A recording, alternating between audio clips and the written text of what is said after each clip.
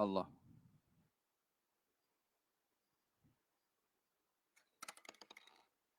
Allah. Bismillahirrahmanirrahim. Alhamdulillah. Salatu wassalamu ala sayyidina Rasulullah Muhammad bin Abdullah wa ala alihi wa sahbihi wa man walah wa ba'du. Hikmah yang ke-10, keikhlasan yang tersembunyi. Al-Imam Ibn Athaillah As-Sakandari dalam kitabnya Al-Hikam mengatakan, qal radhiyallahu anhu, al-a'malu suwarun qa'imatun wa arwahuha wujudu sirril ikhlasi fiha. Amal ibadah adalah bayang-bayang yang berdiri tegak. Jiwanya terdapat pada keikhlasan yang tersembunyi di dalamnya.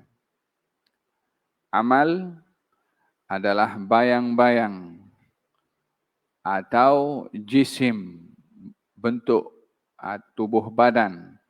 Jiwanya adalah keikhlasan yang tersembunyi di dalamnya. Yani kalau hikmah ini memberikan penjelasan kalau amal perbuatan manusia ini umpama wujud tertentu atau bentuk yang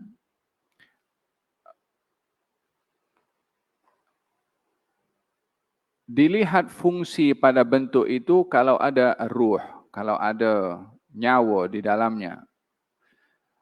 Ianya memberikan gambaran bahwasanya amal perbuatan manusia umpama jisim, umpama tubuh badan. Tubuh badan ini akan berfungsi, tangannya, kakinya, dan organ yang lain kalau ada ruh. Kalau tidak ada ruh, maka tiada berfungsi. Amal perbuatan manusia seperti itu. Dengan kepelbagaiannya, ibadah sedekah, puasa, zakat, dan seterusnya. Tetapi ia tidak ada makna pada amal kalau tidak ada ikhlas. Kalau tidak ada ikhlas. Jadi, kalau badan itu berfungsi karena ada ruh, amal itu berfaedah kalau ada ikhlas. Apa itu ikhlas? Ikhlas ini salah satu artinya adalah ifradul qasdi ilallah. yakni menghadirkan maksud hanya untuk Allah dalam amal. Ikhlas ini ikhraju muamalatil khalqi fi muamalatir rabbi. Ikhraju muamalatil khalqi fi muamalatir rabbi. Ikhlas ini mengeluarkan di dalam ini, dalam hati, maksud untuk makhluk. Dengan menumpukan maksud untuk Allah. Di dalam seorang beramal bila menginginkan diketahui oleh makhluk, maka dia tidak ikhlas. Di dalam berbuat kebaikan dan ketaatan, bila keinginan dalam orang yang beramal itu ingin mendapat perhatian makhluk, maka tidak ada ikhlas. Hatta makhluk pun tak beri perhatian. Dia nak diperhati oleh orang, orang tak perhati. Tapi dia dah tak ikhlas. Dah tak diperhati oleh orang, tak diperhati oleh Allah sebab tak ikhlas. Ibadah yang paling sukar bagi seseorang itu ikhlas. Untuk orang bersedekah mudah. Orang beramal dengan amalan zahir ni cukup mudah. Tapi kalau sudah sampai kepada ikhlas, ianya adalah bukan perkara yang mudah. Kata seorang sahabat bertanya kepada Rasulullah, "Ya Rasulullah, saya ini ingin beramal ibadah kerana Allah. Tapi pada masa yang sama, saya maulah orang tahu juga apa saya buat." Dia nak beribadah, ikhlas. Tapi dia ingin juga orang tahu apa dia buat. Adakah itu akan dikatakan ikhlas? Nabi diam sesaat dan turun firman Allah, "Wa man kana yarju liqa'a rabbih falyamal 'amalan salihan wa la yusyrik bi ibadati rabbih ahada." Barang siapa yang mahukan pahala daripada Allah di negeri akhirat adalah beramal dengan amalan yang baik dan tidak menyekutukan amal bersama dengan Allah Subhanahu wa taala. Menyekutukan amal bersama dengan Allah untuk mendapatkan publicity, untuk mendapatkan posting gambar, untuk di-expose dalam Facebook. Bila ada maksud supaya orang tahu apa kita buat, tujuannya perhatian orang. Tujuannya ingin mendapatkan pujian orang. Bila itu maksudnya, maka ia tidak ikhlas. Akhwaf ma akhafu alaikum ummati asyirkul khafi. Kata Nabi. Yang paling aku risaukan terhadap kamu, wahai umatku, syirik yang tersembunyi. Asyirku al-khafi. Syirik yang tersembunyi. Apakah syirik tersembunyi? Ar-riya. Ingin mendapatkan pujian dan sanjungan daripada orang lain. Hadza berkenaan dengan kedudukan ikhlas pada amal, umpama kedudukan nyawa pada tubuh badan. Seorang bertanya kepada Rasulullah sallallahu alaihi wasallam, katanya, "Ya Rasulullah, apa itu ikhlas?" Kata Nabi, "Hatta as'al Jibril." Biar aku tanya Jibril dulu, apa itu ikhlas? Tanya kepada Jibril. Wahai Jibril, apa itu ikhlas? Kata Jibril, biar aku tanya kepada Allah, Rabbul Izzah. Ditanya kepada Allah. Ya Allah, ikhlas itu apa? Katanya, sirrun min asrari udi'uhu qalba man asya'u min ibadi.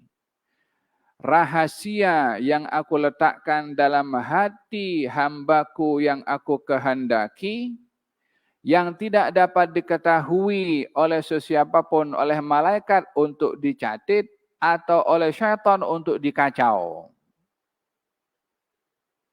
Rahasia yang aku letakkan dalam hati hambaku, dalam hati hamba yang aku kehendaki untuk diberi ikhlas, sehingga rahasia ini tidak diketahui oleh malaikat untuk dicatat ibadah ikhlas. Tidak ada. Sebab apa? Malaikat hanya catat yang nampak, malaikat yang tahu. Ikhlas hanya diketahui oleh Allah Subhanahu wa taala. Sehingga malaikat tak dapat nak catat karena tak tahu. Syaitan pun tak dapat nak kacau karena tidak dapat dikesan. Ini rahasia ikhlas. Sehingga dalam satu hari, ketika ada seorang duduk di satu tempat melihat tumpukan pasir. Ya, ini tumpukan pasir macam gunung macam tu. Katanya, andailah kalau pasir ini adalah umpama gandum, menjadi milik aku sedekahkan kepada satu kampung tu yang kebuluran. Dia ucap itu dalam hati dan ikhlas. Allah Subhanahu wa taala bagi ilham kepada Nabi yang ada zaman itu, bagi tahu kepada dia amal dia aku dah terima. Nabi itu pun pergi jumpa, amal apa kamu buat? Amal apa aku buat? Dia pun tak tahu apa dia buat. Last sekali baru diberitahu, katanya kalau amal sedekah kamu diterima oleh Allah Subhanahu wa taala. Dia orang paling miskin di kampung tu. Sedekah apa yang dia infakkan? Ternyata azam di dalam tu yang sungguh-sungguh ikhlas. Diterima sedekahnya walaupun tiada sedekah. Keikhlasan dalam azam itu dikira sebagai satu amal ibadah yang diterima oleh Allah Subhanahu wa taala. Dan dalam hal ini al-a'mal suwarun. Amal ini macam-macam, dia punya bentuk wujud. Ruhnya al-ikhlas. Carilah keikhlasan di dalam beramal. Nah, yang kedua, nilai kerendahan dan keikhlasan. Idfan wujudaka fi ardil khumul. Fama nabata mimma lam yudfan la yatimmu natajuhu. Tanamlah dirimu di dalam tanah kerendahan. Karena sesuatu yang tumbuh tanpa ditanam tidak akan sempurna hasilnya. Tanamlah dirimu di dalam tanah kerendahan. Kerendahan di sini maksudnya yang rendah, yang tersembunyi, yang tertutup itu tak dikenali. Idfan, tanam. Yani kalau tanam masuk dalam. Apa yang ditanam? Dirimu. Maksudnya jangan tuntut publicity. Jangan cari kemasyhuran. Letakkan dirimu sebagai orang tak dikenali. Faham tuh? Jadi orang masyhur kau pikir senang ke? Susah. Tak bebas. Tanamlah dirimu dalam kerendahan. yakni untuk tidak dikenali. Karena sesuatu yang tumbuh tanpa ditanam, yakni kalau seorang mencari publicity, mencari kemasyhuran, tidak mahu menjadi orang yang tersembunyi kedudukannya, tidak akan sempurna hasilnya. Maka dia, yakni tidak sempurna hasilnya kalau tanaman tak ditanam macam mana akan tumbuh. Macam itu juga seseorang yang mencari publicity, mencari kemasyhuran, tidak ada apa yang boleh didapat olehnya. Kata-kata ini adalah mengajak kepada kita bagaimana seseorang itu di dalam hatinya tidak mencari kemasyhuran. Di dalam dirinya tidak mencari publicity. Untuk dia dikenali atau tidak lain hal. Nawaitu orang itu dalam hati. Bila ia mencari al-khumul untuk tidak dikenali, maka dia akan hidup mulia di sisi Allah disebabkan oleh kerana orang yang lebih tersembunyi muamalahnya dengan Allah lebih dilihat dia telus dalam ibadahnya berbandingkan orang yang mencari kemasyhuran. Disebabkan orang yang mencari kemasyhuran, dia akan cari kemasyhuran pada setiap amal yang dia buat. Dia bila pergi ke sini, dia post. Dia buat ini, dia post. Dia buat ini, dia post. Bila matlamat posting itu adalah mencari kemasyhuran, tak ada makna, tak ada nilai dia di sisi Allah Subhanahu wa taala. Bila ia mempost apa-apa yang dipost itu adalah sekedar informasi yang boleh diambil manfaatnya, maka dalam hal ini adalah nasyrul khair, menyebarkan kebaikan yang digalakkan. Khairun nas anfa'uhum linnas. Sebaik-baik orang yang mendatangkan manfaat untuk orang lain. Apa yang membezakan posting dalam Facebook itu antara sesuatu yang dinilai sebagai satu perkongsian kebaikan atau itu mencari kemasyhuran? Nawaitu yang membezakan. Faham tak? Zaman kita sekarang dah tak clear dah. Dia pergi honeymoon dengan istrinya, posting. Apa pasal dia punya honeymoon diposting orang lain untuk diberitahu? Dia sekarang kededahkan dengan keluarganya juga.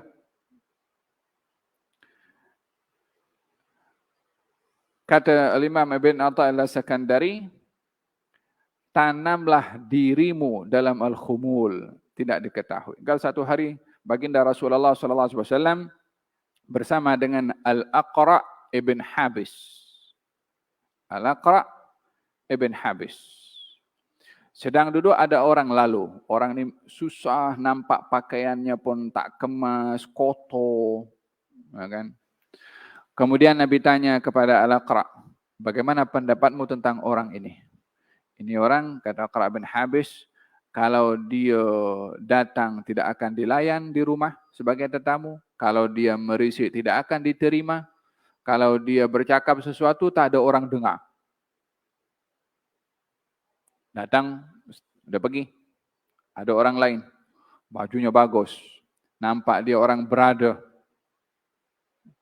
Kemas, rapi. Kemudian Nabi tanya, bagaimana pendapatmu tentang orang ini? Oh, orang ini kalau bercakap, orang lain mesti dengar. Kalau dia meminang, pasti akan diterima. Kalau dia datang, pasti akan disanjung. Kata Nabi, yang tadi itu 1000 kali lebih baik daripada yang ini. Ingin diberitahukan penilaian kepada seorang bukan pada penampilan. Karena penampilan hanya boleh dinilai oleh orang sahaja, belum tentu nilai itu ada pada Allah mengikut kepada penampilannya. Rubba ash'ath aghbar madfu'un bil abwab law agsam 'ala Allahi la abarrah. Mungkin saja kamu nampak orang kusut masai, kotor, tapi dia kalau berdoa kepada Allah, doanya akan dikabulkan oleh Allah Subhanahu wa taala. Mungkin saja hada wali min awliyaillah. Gal ba'd as-salihin untuk mendidik dirinya daripada dilihat tersanjung, daripada dilihat sebagai seorang yang dimuliakan atau dipuji-puji. Dia mendidik dirinya adalah dengan memakai pakaian orang yang kerja yang membuat baju itu kotor, dengan dia membersihkan bilik air. Bilik air masjid dibersihkan. Untuk mendidik hawa nafsu supaya tidak sombong dan mencari kemasyhuran. Sayyidina Syekh Abu Bakar bin Salim, seorang alim arif billah dari Hadramaut, dari Inat. Kalau malam, dia pergi ke masjid-masjid di Tarim. Dia bersihkan itu masjid, tandas-tandas masjid dibersihkan. Lalu kemudian diisi jawabi. Jawabi ini macam kolam untuk orang berwuduk diisi. Supaya subuh-subuh orang datang, nampak kolam penuh dengan air, supaya tak menyusahkan orang untuk berwuduk. Selepas itu, dia masih pergi datang tempat-tempat letak air bagi binatang-binatang seperti keledai. Minum di tempat tersebut diisi juga. Jadi dibuat di waktu malam untuk membersihkan tandas masjid, mengisi kolam masjid dan mengisi tempat minum keledai dan binatang-binatang untuk berkhidmat bukan hanya kepada manusia, hatta kepada binatang pun. Alim, arif, orang besar, bukan sembarang orang. Dididik, walaupun beliau itu setiap hari ada menghidangkan 1.000 keping roti untuk diberi makan kepada fakir miskin dan 1 onta setiap hari disembelih untuk bagi makan. Malamnya membersihkan bilik air di masjid-masjid. Yang dicari adalah al-khumul, yakni tidak mencari kedudukan dan pujian daripada orang. Al-khumul isqatul manzilah indan nas, tidak mencari sanjungan daripada orang.